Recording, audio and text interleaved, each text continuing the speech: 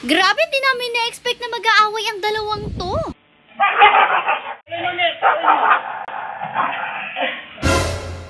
Hello, Pack members! Welcome back to Husky Pack TV!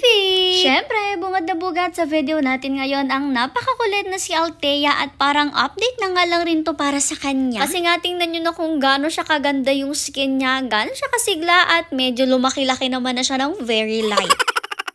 Ang layo na talaga niya mula doon sa unang nakita natin siya at na-rescue natin siya. At eto nga ngayon kalaro niya yung isang rescue Catherine natin. Nakakatuwa naman yung ganito na nagkakasundo nga sila kasi ganyan naman talaga kapag nasana yung doggy na may kasamang pusa habang maliit pa lang sila. Ay hindi naman na sila magiging magkaaway talaga. Kaya nga may tinagurian tayong aso't pusa kung mag-away. Pero tingnan nyo naman dukulitan ang dalawang to. Kaya nga mas maganda na puppy pa lang yung mga doggies natin, expose na natin sila sa mga cats para hindi sila masyado maging cruel sa mga cats at hindi nila makita bilang kaaway ang mga pusa. Ang pack member kasi natin, lalong-lalo na nga yung pinakamatanda na si Cyber. Ay, Diyos ko, talagang kaaway ang tingin sa mga pusa. Anyway, so much for the pusa talk. Heto na nga ang ganap dito sa ating mansyon. Balik kuha nga lang ito sa CCTV since hindi naman nagve-video si mother nung time na to. May naganap na naman kasing away dito sa atin at alam nyo naman hindi may iwasan ng away. Lalong-lalo na nga na ganitong napakarami nila. Pero in fairness, halos paunti na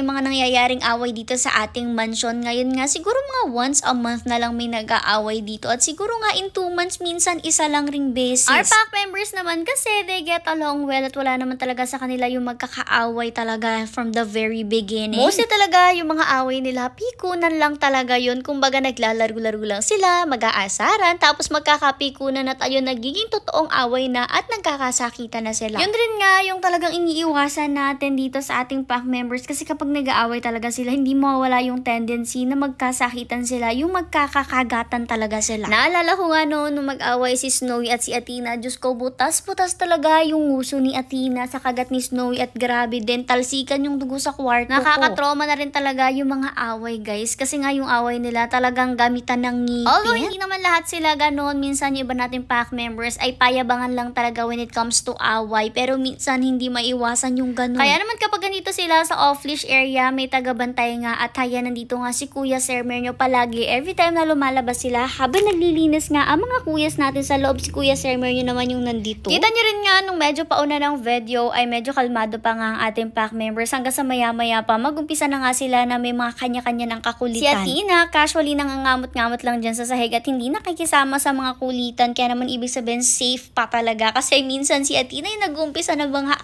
away. Kaya nga kapag hindi siya kasali sa kulitan or sa mga laro-laro nila, ibig sabihin ay hindi mauuwi sa awayan since si Athena talaga madalas yung pikon dito sa atin. Ewan ko ba dito kay Athena, ganun na lang talaga yung personality niya. Medyo asarin talaga yan. Nung time na to nga, yan, kita nyo mayat-maya silang sumisilip dyan sa loob ng cage dahil andyan nga po si Althea at kinukulit-kulit nila. Hanggang siya dyan na nga mabaling yung attention nila sa pangulit kay Althea at minsan nga nagkatumpuk-tumpukan pa sila dyan. Dito nga makikita nyo, nagkukulitan na si Athena at si Olaf pero yung kulitan na yan is laro-laro lang talaga. Kita nyo naman, talagang akala mo nagsosyoktayan na pero laro lang po yan guys at hindi sila nagsasakitan dyan. Lumipas pa nga ang ilang mga minuto guys hanggang sa maya-maya pa eto naman na yung nangyari at hindi rin talaga namin ine-expect to. Eto, panoorin nyo muna at mamaya ko i-explain.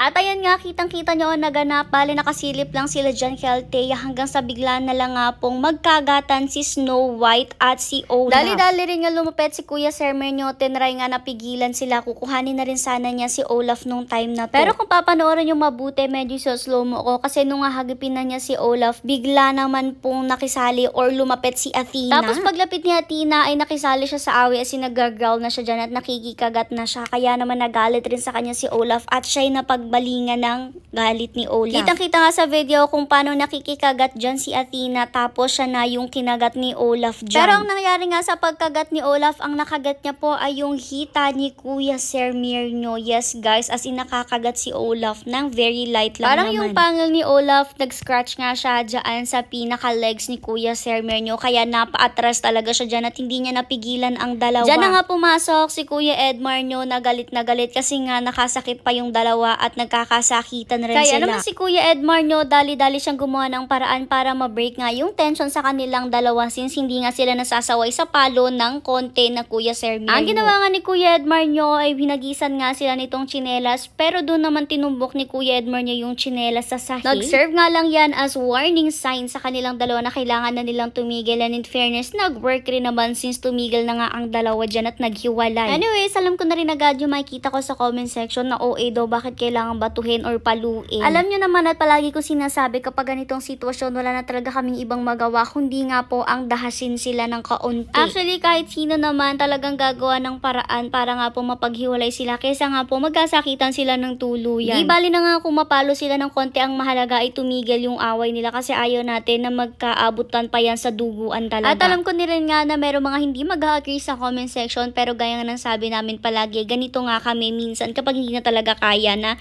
ayusin ang away nila. Gaya na nga lang ngayon na nakagat na rin pati si Kuya Sir Myrno kaya naman talagang wala na nagawa si Kuya Edmar nyo kundi gamitan na sila ng konting dahas lang naman. And so far, hindi naman nasaktan ng dalawa at actually tatlo sila sa Olaf, si Snow White at si Athena. Nag-work rin naman yung ginawa ni Kuya Edmar nyo na pabato motion at natakot rin naman sila at hayan takbuhan na nga takot kay Kuya Edmar nyo kasi tumatalsik yung tsinelas niya.